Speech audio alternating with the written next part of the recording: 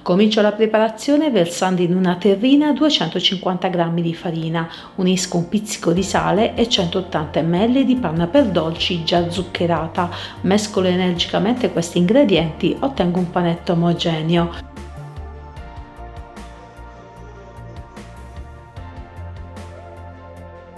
Senza aspettare il riposo, prelevo una parte dell'impasto, la restante avvolgo nella pellicola da cucina per evitare che si secchi.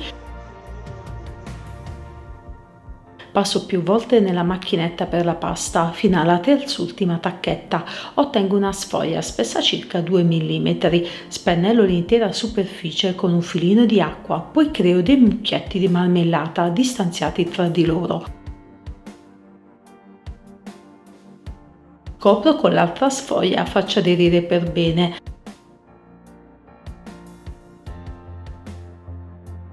Ritaglio le bugie di carnevale utilizzando la rotella dentata. Procedo in questo modo fino al termine dell'impasto.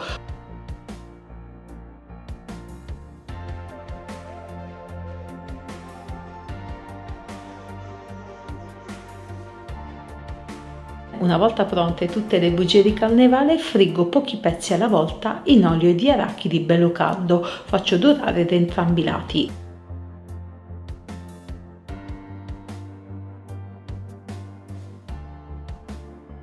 Una volta pronti, lascio asciugare l'unto in eccesso sulla carta assorbente.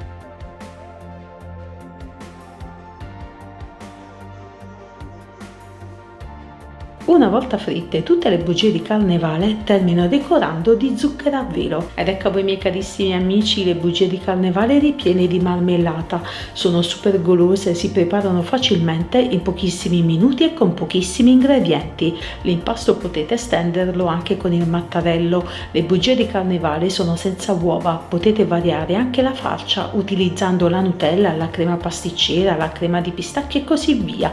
A voi la scelta. Se ancora non l'avete fatto, consiglio di iscrivervi al mio canale, è gratis. Condividete sui vostri social tutte le mie ricette. In questo modo il mio canale crescerà tantissimo. Grazie mille.